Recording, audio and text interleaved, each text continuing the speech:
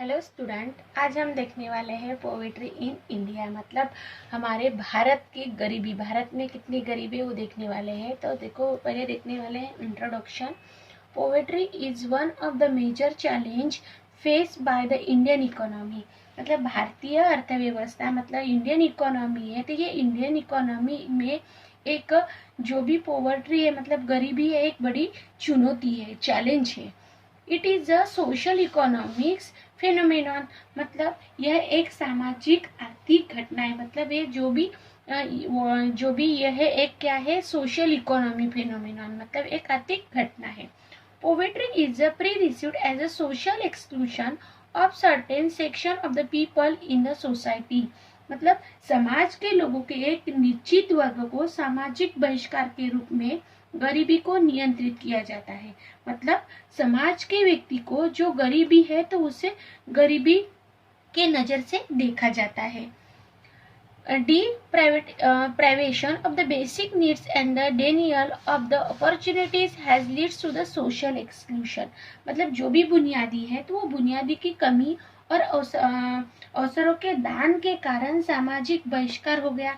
मतलब जो भी बुनियादी है तो ये बुनियादी की कमी, मतलब जो भी मूलभूत नीड्स है, मतलब उन लोगों की जो गरीब लोग है उसकी जो नीड्स है तो ये पूरी नहीं होती है। उसी नीड से वो वंचित रहते हैं, वंचित रहना पड़ता है। देखो यहाँ जो डायग्राम दी है वो डायग्राम क्या की है, तो वो डायग्राम दी है तो उसमें जो भी लोग है तो वो उसको उसकी जो भी नीड्स है वो उसकी नीड्स पूरी नहीं होती है। इसी वजह से वो नीड्स से क्या रहते हैं, वंचित रहते हैं। इसी वजह से उसको क्या बोलते हैं, पोवर्टी, मतलब गरीबी बोलते हैं।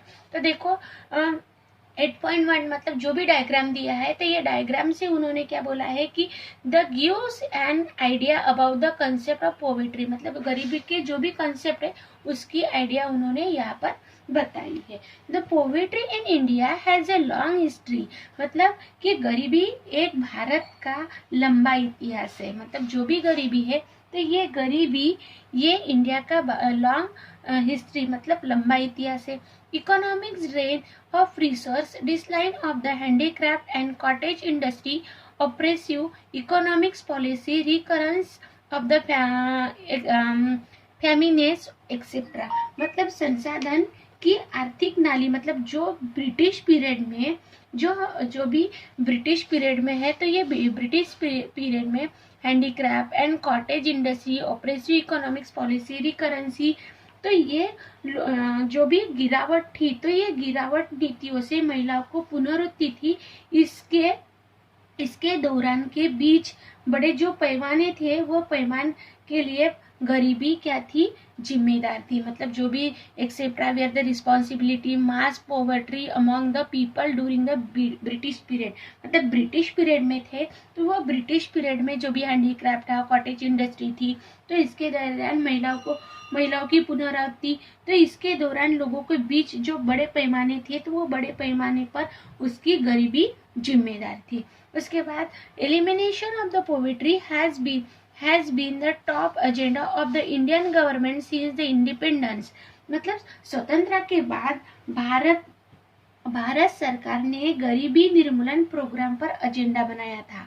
मतलब जो भी गरीबी है तो भारत जब अपना देश स्वतंत्र हुआ तो भारत स्वतंत्र के बाद सरकार ने गरीबी, जो लोग गरीबी है तो उस पर एक प्रोग्राम बनाया था और उस पर एक एजेंडा लिखा था।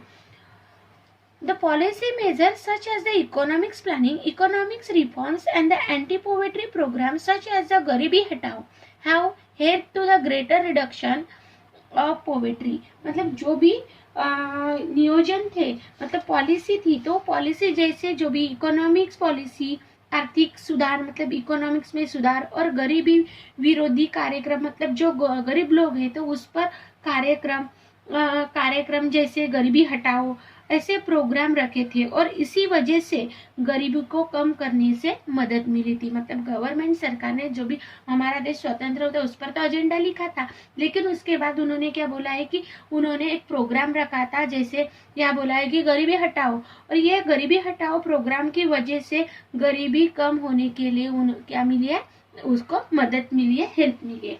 उसके बाद उन्होंने बोला है मीनिंग ऑफ पोवर्टी। मतलब जो भी गरीबी है तो उसका अर्थ क्या है, In the conventional sense, the poverty refers to the situation of which is the major section of the people in the society are unable to fulfill even the basic needs of life such as food, clothing and shelter due to the lack of sufficient income.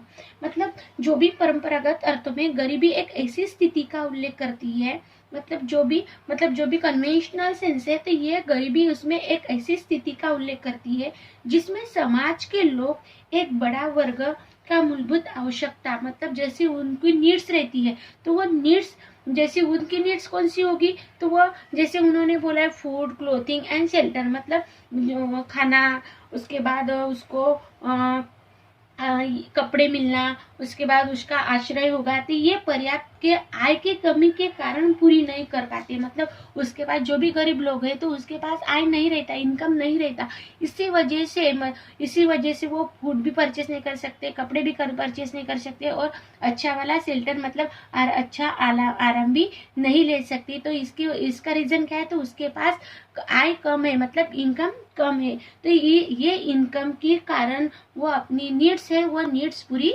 नहीं कर सकता है, इसी वजह से उसको गरीब रहना पड़ता है। उसके बाद है मल्टी डायमेंशनल पोवर्टी। अब ये मल्टी डायमेंशनल पोवर्टी क्या है, तो वो उसकी जो भी गरीब है तो वो गरीबी में उसको क्या चाहिए, उसकी नीड्स क्या है, तो वो नीड्स कैसी पूरी करना है, तो वो दिया है the concept of the poverty in the conventional sense was limited only the basic needs of life. However, in the modern times, the scope of the concept of the poverty has been the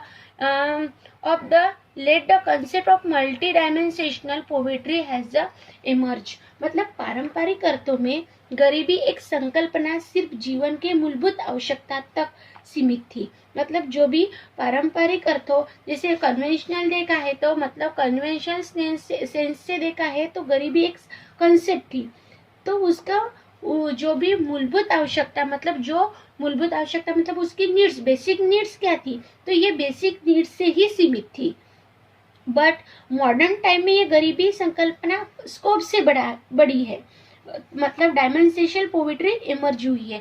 मतलब जो भी पहले conventional sense से वो उसकी जो भी basic needs थी तो उस पर वो सीमित थी, मतलब उस पर डिपेंड थी, तो वो लाइफ कैसे जगना है, उसकी जो भी नीड्स है वो कैसे ना कैसे पूरी कर सकती थी। लेकिन अब जब मॉडर्न पीरियड आया है तो मॉडर्न पीरियड में ये गरीबी का जो भी कंसेप्ट है तो ये स्कोप से बड़ा है और ये मल्टी डायमेंशनल पोवर्टी इमर्ज हुई है। उसके बाद उन्होंने बोला है multi dimensional poverty refer to the deprivation of the in the term of the both material and non-material dimension. Material dimension related deprivation in the term of food, clothing, shelter, health, education, road connectivity, electricity access, the safe drinking water and the sanitation facility, etc. The non-material dimension are the associated with the social discrimination. मतलब जो भी multi dimension है ये गरीबी सामग्री और गैर भौतिक और अभौतिक दोनों से संदर्भ से अभाव को दर्शाता है। मतलब जो भी मल्टी डायमेंशन है तो ये मल्टी डायमेंशनल क्या है कि जो भी